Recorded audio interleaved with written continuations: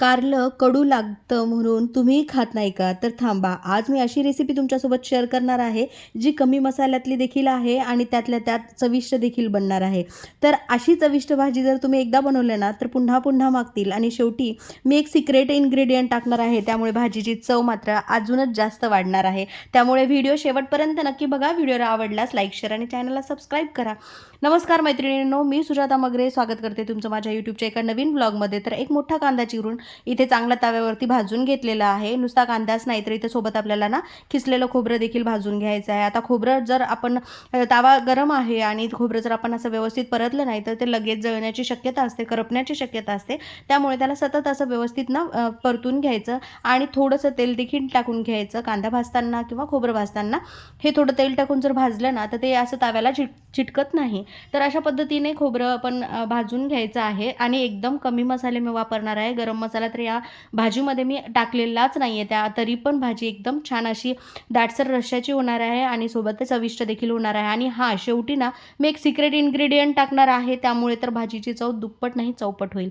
त्यामुळे आता इथे बघू शकता तुम्ही, त्याच मिक्सरच्या भांड्यामध्ये मी भाजलेला काही कांदा घेतलेला आहे आणि त्यानंतर खोबरं जे भाजलेलं आहे ते पण यामध्ये ॲड केलेलं आहे. आता उभे चिरलेले जे काही कारले आहेत ना, ते मी या तव्यावरती टाकलेले आहेत आणि कारण की हे सुद्धा आपल्याला भाजून घ्यायचे आहेत. आता कारले कसे चिरायचे तर तुमच्या आवडीप्रमाणे, तुम्हाला जर उभे चिरायचे असले तर छान असं उभ्या फोडी करून घ्यायच्या. जर गोल आकारात कट करून घ्यायचे असेल तर तुम्ही त्याप्रमाणे करू शकता. तर इथे मी छान असे उभे कारले चिरून घेतलेले आहेत आणि ते देखील भाजताना थोडंसं तेल तव्यावरती टाकायचं आणि अशा पद्धतीने जर तुम्ही कारले भाजले तर त्याचा कडूसरपणा जो असतो ना भाजीचा, तर तो थोडासा कमी होतो. त्यामुळे कारले मात्र छान असे भाजून घ्यायचे. कारले भाजताना देखील छान असा खमंग वास येतो आणि भाजी देखील चविष्ट होते. त्यामुळे इथे कारले भाजून घ्यायचे आणि शिवाय प्रोसेस देखील आपली कारल्याच्या भाजीची जी काही आहे शिजण्याची, ती पण लवकर होते. त्यामुळे छान असे कारले भाजून घ्यायचे तव्यावरती आणि जेव्हा हे कारले भाजल्यानंतर ना, जर तुम्हाला भाजी करायची नसेल आणि 1-2 कारले शिल्लक असतील तर त्यावरती छान मीठ मिरची टाकून तुम्ही ॲज अ सलाद म्हणून सुद्धा हे खाऊ शकता. त्यानंतर आता मी मात्र इथे भाजी करत आहे. छान एक 5 ते 7 मिनिटं तव्यावरती कारले छान भाजून घ्यायचे आणि त्यानंतर आपल्याला याला फोडणी द्यायची आहे.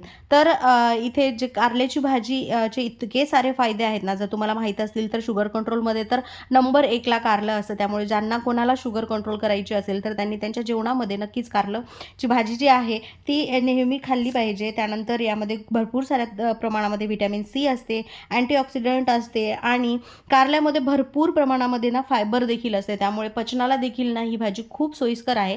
त्यामुळे तुम्हाला जर पोटाचा आजार असेल किंवा मग शुगर वगैरे असेल तर तुम्ही नक्कीच कारल्याची भाजी तुमच्या जेवणामध्ये ॲड करू शकता. तर इथे छानपैकी जे कारले आहेत ना माझे सगळे भाजून झालेले आहेत आणि त्यासाठी लागणारा जो काही मसाला आहे ना, तो देखील इथे तयार आहे. पण याला आता मिक्सरमधून मला ना बारीक फिरून घ्यायचं होतं, म्हणजे त्याची जे काही बारीक पेस्ट असते ती आपल्याला बनवून घ्यायची होती. तर इथे मी मिक्सरला फिरून घेतलेला आहे. छान त्याची ग्रेव्ही जी आहे ते तयार झालेली आहे. तुम्ही पाहिलं असेल की मी अजिबात गरम मसाला यामध्ये वापरलेला नाही आहे. फक्त कांदा आणि खोबऱ्याचं ते वाटण आहे. त्यानंतर इथे मी लसूण सोलून घेतलेले आहे. हा गावरानी लसूण आहे. त्यामध्ये थोडासा अर्धा इंच आल्याचं तुकडं, म्हणजे अद्रकचा तुकडा आहे, तो पण मी घेतलेला आहे. त्यानंतर छोट्याशा खलबत्त्यामध्ये मी आता हे अद्रक लसूणची पेस्ट करून घेणार आहे. कारण की अद्रक लसूणची पेस्ट असेल तर भाजीची चव खूप छान होते. त्यामुळे आता हे छोट्याच खलबत्त्यामध्ये मी याला चांगलं ठेचून घेणार आहे. कारण की आता एवढं कमी अद्रक आणि लसूण असेल तर आपण काही ते मिक्सरच्या भांड्यामध्ये लावत नाही. त्यामुळे छोटा खलबत्ता माझ्याजवळ आहे. त्याच खलबत्त्यामध्ये हे अद्रक लसूणची पेस्ट मी इथे तयार करून घेतलेली आहे. त्यानंतर एक टमाटर इथे चिरून घेतलेला आहे. बरेच जण ना म्हणजे गुळाचा वापर करतात किंवा मग चिंचेचा वापर करतात, पण मी एक असा सिक्रेट इन्ग्रेडियंट टाकणार आहे, तो तुम्हाला शेवटी सांगते. त्यामुळे ना व्हिडिओ शेवटपर्यंत नक्की बघा आणि तो सिक्रेट इन्ग्रेडियंट तुम्हाला कसा वाटला हे देखील मला कमेंट सेक्शनमध्ये सांगायला विसरू नका. तर कांदा तुम्ही त्याची पेस्ट देखील करून घेऊ शकता. आता एकच कांदा घ्यायचा होता, कारण की आम्ही घरामध्ये फक्त 3 जण आहोत आणि मला आणि पिलूच्या पप्पांसाठी, म्हणजे दोघांसाठीच ही कारल्याची भाजी बनवणार होते. त्यामुळे एक टमाटर घेतले आणि ते मी सहज असं खिसून घेतलेलं आहे. त्यानंतर इथे गॅसवरती ना मी कढई ठेवली आणि कढईमध्ये तुम्ही जसं म्हणजे क्वांटिटीनुसार तुम्ही तुमच्या तेल टाकू शकता. जर जास्त प्रमाणात भाजी बनवायची असेल तर त्या क्वांटिटीनुसार तुम्ही तेल वापरू शकता. आता मी इथे थोडं 2-2.5 माप तेल घेतलेलं आहे. त्यानंतर थोडंसं जिरं टाकलं आहे आणि तेल चांगलं गरम झाल्याच्या नंतर यामध्ये अद्रक लसूणची पेस्ट आहे ती टाकलेली आहे. आता अद्रक लसणची पेस्ट जी टाकली ती छान अशी लालसर भाजू द्यायची. आता मी एक हे करत आहे, म्हणजे तेलामध्येच मी मीठ टाकणार आहे आणि असं केल्यानंतर भाजी छान होते. त्यामुळे बऱ्याच वेळा जर तुम्ही पाहत असाल माझे व्हिडिओज तर मी तेलामध्ये मीठ टाकणं प्रिफर करते. त्यानंतर जे काही कांदा आणि खोबऱ्याचं वाटण आहे, जे मिक्सरला मी फिरून घेतलं होतं थोडंसं पाणी ॲड करून, तर ते जे वाटण आहे ते मी यामध्ये कढईमध्ये टाकलेलं आहे.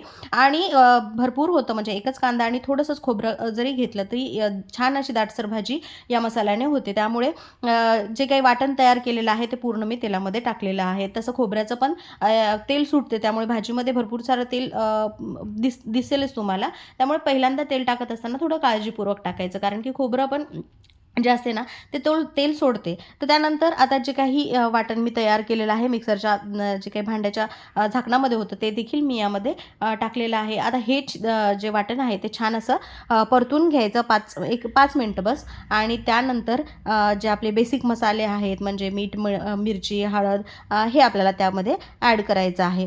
तर इथे जे 1 चमचा लाल मिरची आहे ते मी टाकलेली आहे आणि ही घरगुती लाल मिरची आहे, त्यामुळे याचा रंग देखील खूप छान येतो भाजीला. त्यानंतर अर्धा चम्मच जी हळद आहे ती पण टाकलेली आहे. आता ही हळद देखील आमच्या शेतातली आहे, त्यामुळे थोडीशी टाकली तरी ती भाजीला भरपूर लागते. त्यानंतर मीठ तर आधीच आपण फोडणीमध्ये टाकलं होतं. आता हे जे सगळं जे काही मिश्रण आहे ते व्यवस्थित असं वाटण परतून घ्यायचं. आता तुम्ही बघू शकता साईडला चांगलं असं तेल सुटलेलं इथं दिसत आहे. एक 5 मिनटं सगळं छान मिरचीचा जो काही म्हणतो ना ओरिजिनल फ्लेवर तो जाईल आणि ते खमंग असं तेलामध्ये चांगलं भाजू द्यायचं. आता त्यानंतर जे काही किसलेलं एक टमाटर आहे ते यामध्ये मी ॲड केलेलं आहे.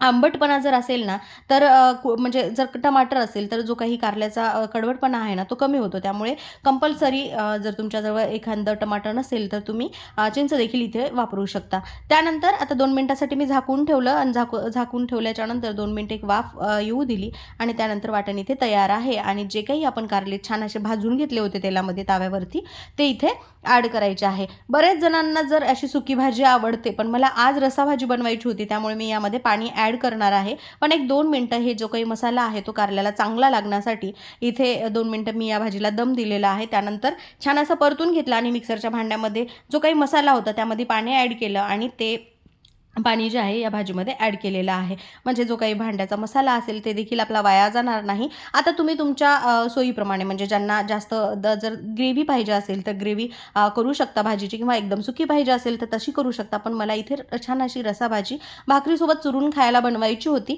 त्यामुळे इथे मी चांगलं असं भरपूर पाणी टाकलेलं आहे. आणि त्यानंतर कन्सिस्टन्सी आपली जी म्हणजे बनवायची आहे, म्हणजे मेंटेन होईल ते कन्सिस्टन्सी, कारण की खोबरं आणि कांदा यामुळे भाजीला आपल्या थिकनेस इथे येणार आहे. तर छान आता आपली भाजी इथे तयार झालेली आहे. मला माहिती आहे तुम्ही सिक्रेट इन्ग्रेडियंटची वाट बघताय, तर वेळ येते आणि आपल्या सिक्रेट इन्ग्रेडियंटची. तर हे आहे सिक्रेट इन्ग्रेडियंट म्हणजेच लिंबू. तर इथे अर्ध लिंबू जे आहे त्याच्यात काही थेंब जे आहेत यामध्ये भाजीमध्ये पिळून घ्यायचं. त्यामुळे काय होतं की भाजीची विशिष्ट चव जी आहे ना, लास्टला लिंबू पिळायचं, म्हणजे जी काही भाजीला एकदम फ्रेश आणि हलकी आंबटसरपणा जो असतो ना तो इथे येतो. आणि कारल्याचा कडवटपणा आहे तोही म्हणजे आपल्याला जाणवणार नाही. म्हणजेच बऱ्याच प्रमाणामध्ये ना कारल्याचा कडूपणा इथे कमी होतो आणि भाजी एकदम आपली भाजीची जी चव आहे ना ती बॅलन्स राहते. त्यामुळे छान अशी इथे कारल्याची भाजी तयार झालेली आहे. तुम्हाला भाजी कशी वाटली मला कमेंट सेक्शनमध्ये नक्की सांगा. आणि हो, कारल्याची भाजी करत असताना तुम्ही गूळ किंवा चिंचेचा कोळ किंवा तुम्हीही देखील लिंबू वापरता का हे देखील मला कमेंट सेक्शनमध्ये सांगायला अजिबात विसरू नका. पुन्हा भेटूया अशा छानशा एका रेसिपीसोबत. तोपर्यंत बाय.